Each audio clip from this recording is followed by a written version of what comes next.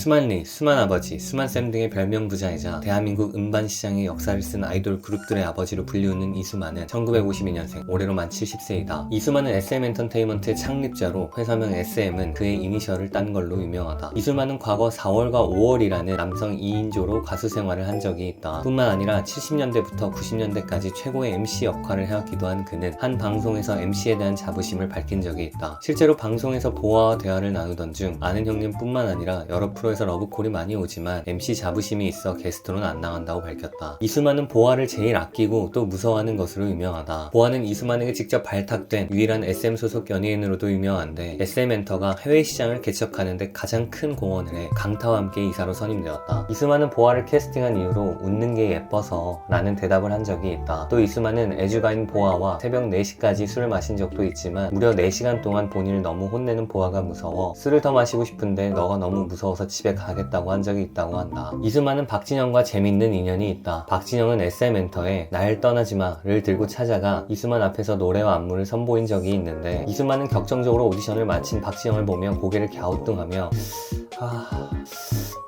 하며 계속 탄식을 내뱉었다고 한다. 박진영은 결국 오디션에서 탈락했고 이수만은 터덜터덜 돌아나가는 박진영에게 너 그 곡만 안 팔래? 라고 했고 박진영은 안 팔아요 이라고 소리치고 나왔다고 한다. 이후 이수만과 박진영은 대한민국 최고의 프로듀서들이 되었다. 이수만은 2021년 17세 연하의 여성과 열애설에 보도되기도 했다. 그는 무려 청담동의 50억 원대 아파트를 여성 외신 기자에게 증여했는데 해당 여성은 방송에도 자주 나와 얼굴이 익히 알려진 인물이었다. 이후 열애설이 불거지자 SM엔터에서는 개인적인 부분은 확인할 수 없다며 일축한 적이 있다. 이수만은 4년 연속 미 버라이어티 선정 영향력 있는 리더 500인에 뽑힌 적이 있다. 경이로운 기록인데 4년 이상 연속 선정이 된 인물들을 보면 스티븐 스필버그 감독, 애플의 팀 쿡 CEO, 메타, 페이스북, 인스타그램의 저커버그 CEO가 있다. 이수만은 1990년대 체계가 전혀 없던 재정 환경 속에 엔터 산업을 지속하기엔 어려움이 있다고 생각했다. 이에 그는 H.O.T를 프로듀싱하던 때부터 체계적인 시스템을 구축하기 시작하였는데 당시엔 신박한 아티스트 발굴 및 트레이닝 시스템이었다. 대한민국 엔터 시장에서 아이돌 연습생 시스템을 만들어 대성공을 거둔 지금의 K-팝은 이수만의 안목에서 비롯된 결과물이라고 할 수 있다. 이수만은 소속 연예인들의 예명은 물론 가사, 멜로디라 리듬, 안무까지 직접 세심하게 프로듀싱하는 것으로 유명하다. SM의 한 엔지니어의 인터뷰를 보면 이수만은 실제로 엔지니어적 지식이 굉장히 깊고 디테일한 부분까지 신경을 써 모니터링한다고 밝힌 적이 있다. 일화로 레드벨벳 슬기는 킹덤 뮤비 촬영 시 이수만이 직접 촬영장에 와 너는 여기 앞머리를 이렇게 내려야 예뻐 라며 눈썹 칼로 앞머리를 직접 잘라준 적이 있다고 했다. 이수만은 한국 엔터사 최초로 SM엔터 유튜브 채널을 오픈했다. 어쩔 수 없는 물리적인 거리로 미주와 유럽 시장의 소통과 확장에 어려움을 느끼고 있었던 찰나 이수만은 2000년대 후반부터 페이스북, 인스타그램 등 SNS 플랫폼의 성장을 기회로 생각했다고 한다. 실제로 SNS 플랫폼의 발달로 국가 간 장벽이 허물어졌고 K-팝을 즐기는 팬덤이 기하급수적으로 늘어났다. 이수만은 이를 SM엔터 성장의 결정적 계기이자 터닝포인트로 뽑은 적이 있다. SM타운의 유튜브 구독자 수는 3140만 명이다. 부럽다. 이수만의 개인 회사인 라이크 기획에 대해 많은 논란이 있다. 그는 2010년 SM엔터 이사직을 사임하고 경영에서 물러났는데 라이크 기획이라는 이수만 100%의 개인 회사로 SM엔터의 프로듀싱 업무를 매주 받았고 꾸준히 로열티를 지급받아왔다. 문제는 바로 로열티의 구조가 SM엔터 총 매출의 6%를 수수료로 지급받았다는 것이었는데 영업이익이 6%가 아닌 SM엔터가 적자든 흑자든 상관없이 총 매출에서 6%를 지급받았고 금액은 지금까지 무려 1600억 원에 이른다고 한다. 라이크 기획에서 시작된 불꽃은 SM엔터의 경영권 분쟁까지 번졌다. 그는 본인의 보유 지분 중 14.8%를 하이브에 넘겼고 이수만 하이브 대 행동주의 펀드인 온라인 파트너스 SM엔터 이사진 카카오 간의 분쟁 구도가 이어지고 있다. 이수만 그는 탁월한 선구안으로 글로벌 K-팝 시대를 본격적으로 연 장본인임에는 분명하다. 시대를 앞선 통찰력과 트렌디하고 세심한 프로듀싱 능력은 의심할 여지가 없다. 하지만 경영 전반의 회사의 전반적인 이익을 침해하는 문제가 있고 이것이 개선되지 않는다면 그가 쌓아온 명성과 능력마저 한순간에 무너질 수 있다. 이 분쟁의 결과가 SM의 기업 가치를 높이고 유저들의 권익을 보호하는 방향으로 마무리되기를 바란다.